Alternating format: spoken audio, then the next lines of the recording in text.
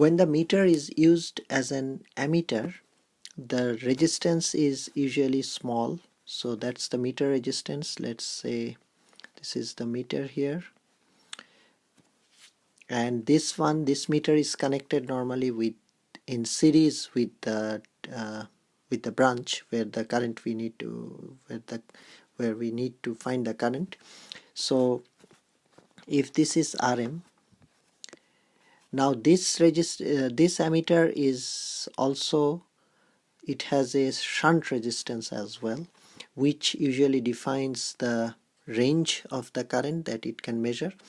So if full scale is IFS, this is Rm, and if this is Rn, and if meter current is Im, then we can say Im is equal to Rn over Rm plus Rn times I full scale.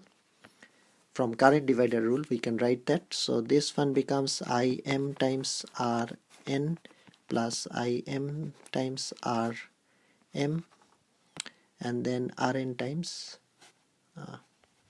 IFS.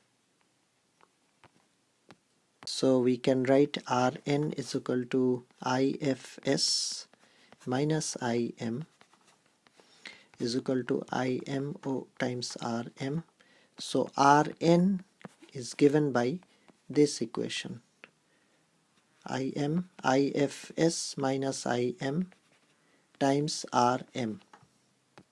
Usually Rm is small, so if we think of a scenario where Im is 1 milliampere and then we have, and Rm is 50 ohms, we need to find the value of Rn when we want to make the current range 0 to 1 ampere. So I full scale, this in this case is 1 amps, that is 1000 milliamps.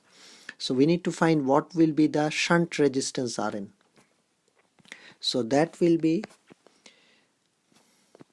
full scale, this is 1, sorry, and then 1000 minus 1 times 50. So that becomes 0.05 ohms, which is 50.5 milliohms. That's the resistance if we want to make the range 1 ampere.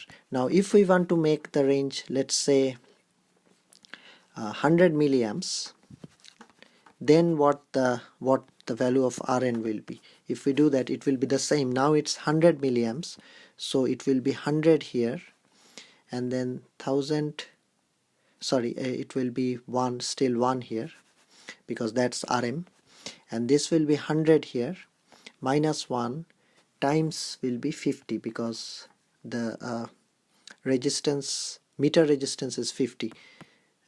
If we go back to this equation, this is meter resistance. Now it becomes 0.505 ohms, or we can say 505 milliohms.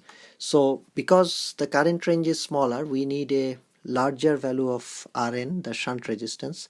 So similarly, as it was in the case of voltmeter, we can have an arrangement like this. So basically we will have a switch here and then multiple resistances here. The switch will connect to either of the resistances. Let's say this is R1, this is R2, this is R3. So R1 may be 50.5 milliohms and this may be 505 milliohms, like that. And wherever it is connected, according to the, if this is connected at position, let's say 1, then the range becomes 0 to 1 amps. And if it is connected to, let's say, position 2, where the resistance is 505 milliohms, as we just did calculated, then the range becomes 0 to 100 milliamps, and so on. So this is how the range can be selected by just as it was for the voltmeter, by having an option of different values of resistance. So the different value of shunt resistance in this case. So again, this is a very small brief introduction about ammeter, just the ammeter of analog ammeter basically.